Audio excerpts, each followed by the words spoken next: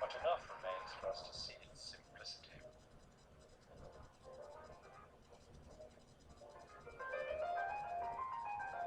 Now carefully restored and maintained by the Austrian government, it is not difficult to see it as a pleasant enough home. Although it is a simple house, the family into which he was born was not poor. The father, Matthias Haydn, was a wheelwright and repairer of wagons, and he was never without work. The houses in this street were all the homes of farmers. Farmers went out to their fields in the surrounding countryside, then returned home in the evening to their houses, which were all grouped together in the village. This made for a good communal life.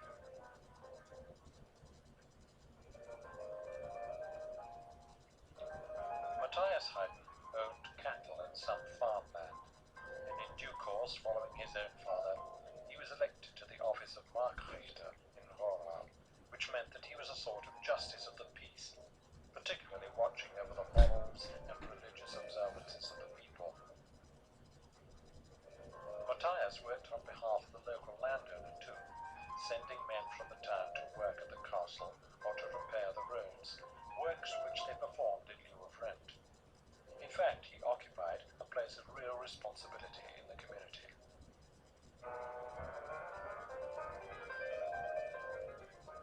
Rora was dominated by the castle, occupied by a noble family called Harrach. It is a splendid group of buildings, and its position gives it a controlling presence over the otherwise flat and uninteresting land around. So flat is the land that it is periodically flooded by the nearby Danube River. There is a church in Rora, of course, and the Roman Catholic faith was strong in the hearts of the people here, as it was throughout most of the Austro-Hungarian Empire, of which Rora was a part. The interior, with its heavy gilding and statue of Mary, is typical of the area, and the influence of the church over people's lives and its importance was accepted by the composer Haydn as it was by everyone else. Haydn's father was eventually buried in the churchyard here.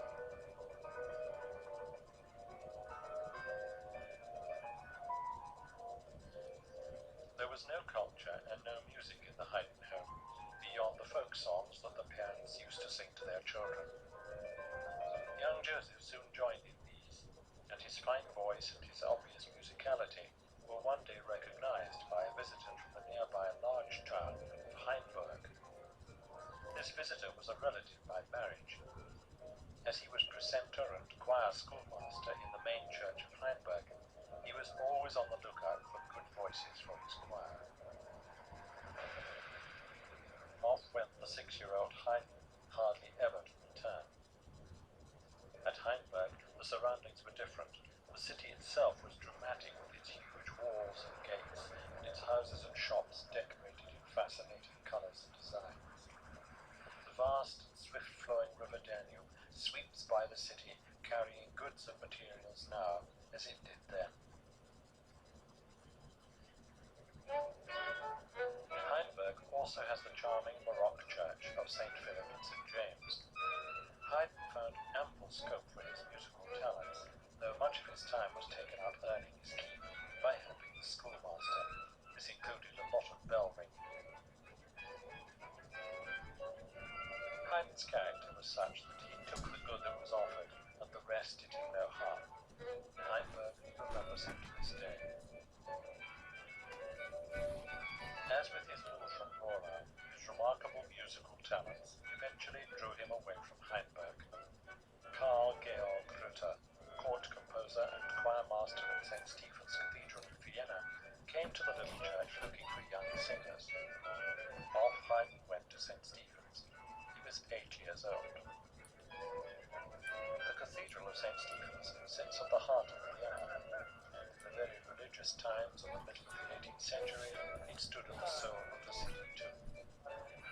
It is a glorious Gothic building, but it was already well decorated inside with Baroque additions in the taste of the previous 100 years or so.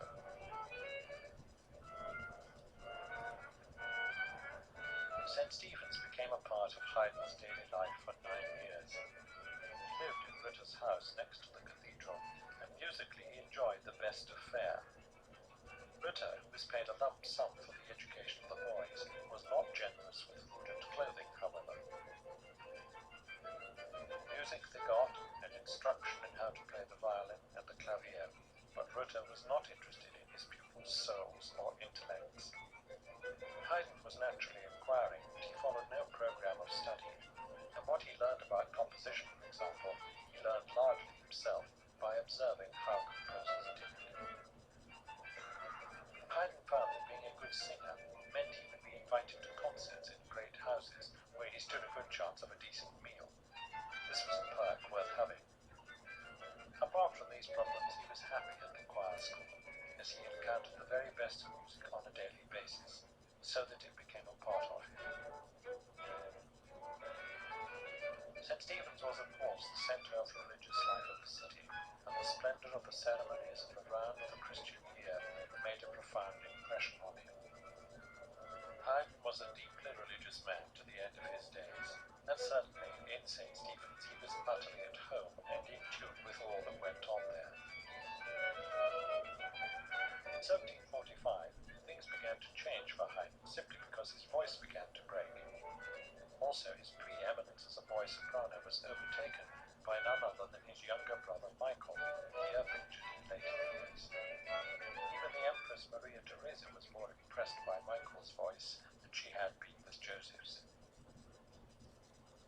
The Empress was a considerable musician herself, and this was in great part the reason for the start of a golden age of music in Vienna.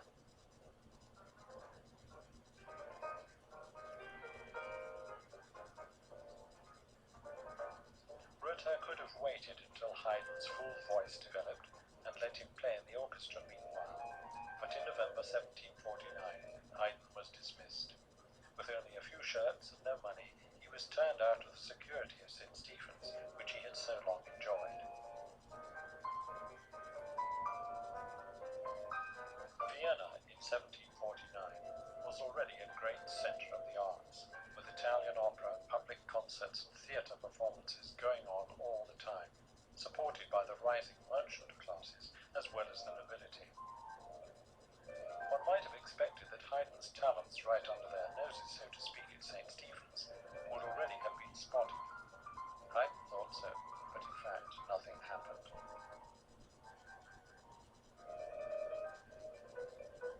That it took such a long time for success to come his way certainly had much to do with Haydn's unaggressive character, as well as his social background and his limited education.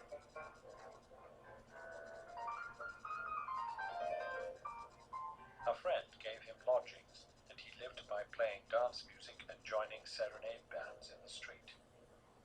When he knew that he wanted to compose more than anything and lacked real training, it was not a promising start.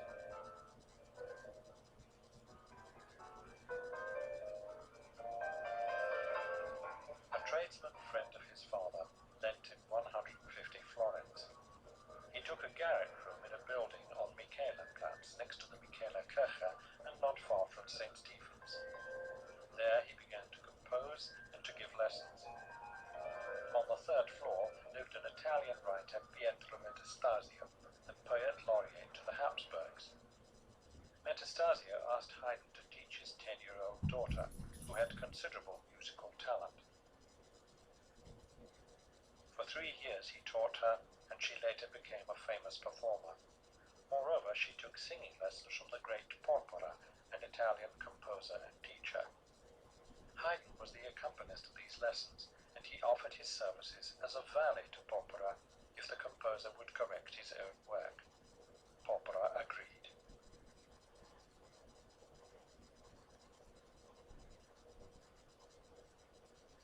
Not only did his compositions improve, but he learned to speak and write Italian. Even with Porpora's help, it took a further 5 years for Haydn to come to the notice of the musical nobility, the key to success.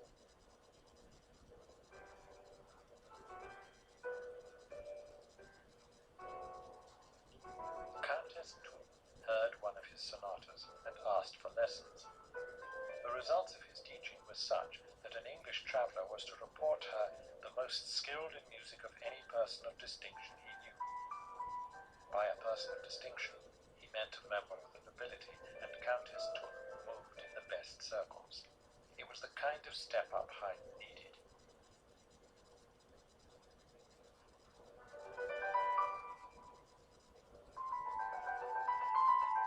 Baron von Fürnberg owned this little castle in Lower Austria. He wanted a musician to play chamber concerts with his friends.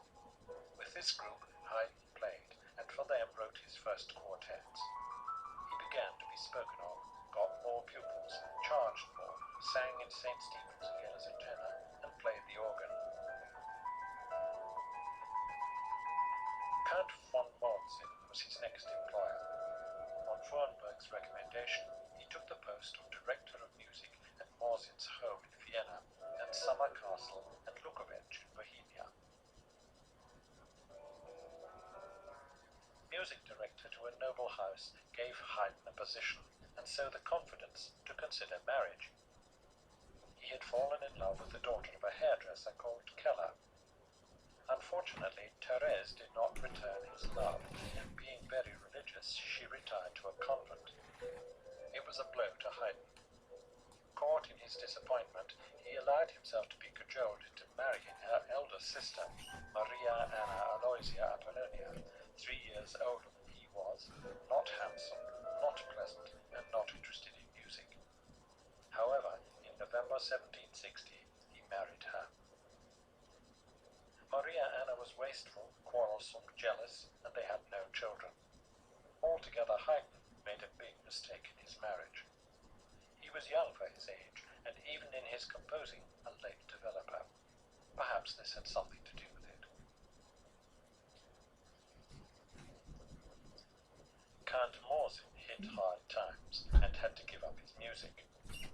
Fortunately, at the first performance of Haydn's First Symphony was Prince Paul Anton Esterhazy. When Haydn needed a job, Prince Paul remembered his talents and offered him a post as assistant conductor at his court.